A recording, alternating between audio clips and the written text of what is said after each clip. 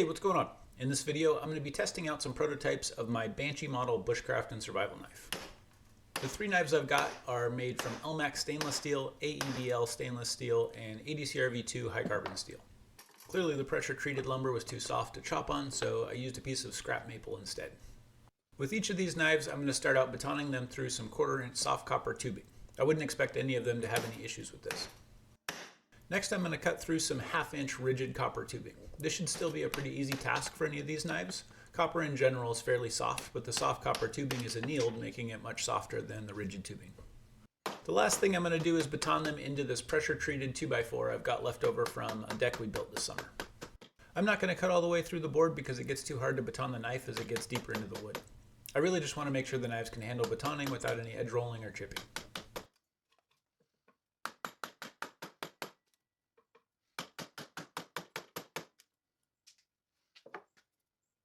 You can't really see it in this clip, but you'll just have to take my word that it's still shaved hair. After all the cut tests, I like to run the knife through some paper to see if it snags anywhere. Even if the edge looks good, sometimes you can get some really faint rolls that affect your ability to cut. I've spent a lot of time iterating on the Banshee. I get out backpacking, camping, and fishing quite a bit, and I've used these knives a ton outdoors. These tests more or less confirmed what I've already seen with regular use. The Elmax seems to take a finer edge, like it feels sharper after I've just sharpened the knife. It's great for cleaning fish or food prep type tasks, but it doesn't seem to hold up to hard use as well as the AEB-L and the ADCRV2. From here on out, I think I'll only be making these in AEB-L or ADCRV2.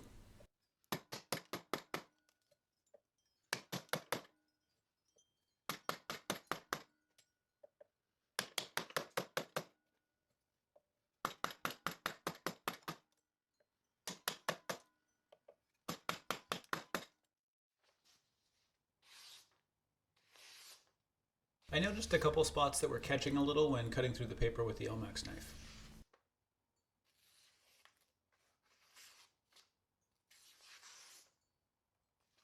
You can faintly see that there are two slight deformations in the edge of the Elmax knife.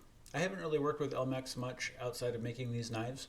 I suppose my take on it is that it would probably be a better steel for a kitchen or a chef knife, but AEB-L and ADCRV2 both offer better toughness for a field knife.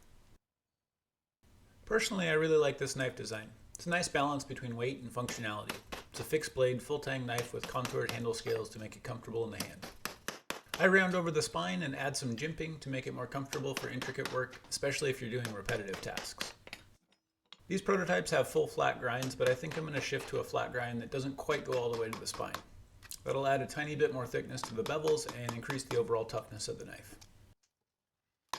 To make this a true survival tool, I've got a chamfered end on the butt of the handle. This is fully hardened, so it'll work well as a window breaker or for prying or blunt force type tasks. It's also got a hard 90-degree edge, so it can be used to strike a ferro rod for starting a fire.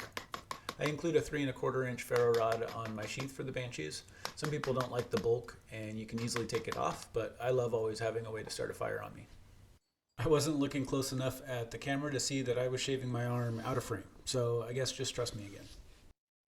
Let me know in the comments if there's anything that you'd change about the design of this knife.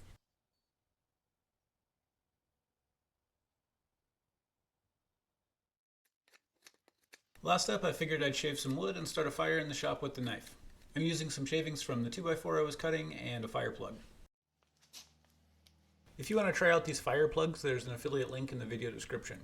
I carry lots of these at every different level of my gear. I put one in a small pocket survival kit, and I keep several in my pack.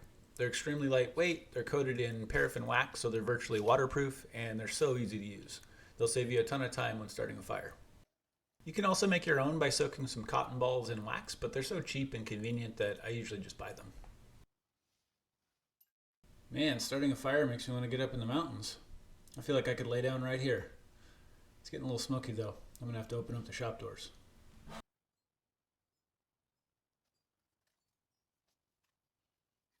I've got several more of these prototype Banshees up on my website, and Elmax AEB-L and ADCRV2 if you want a discount on a knife.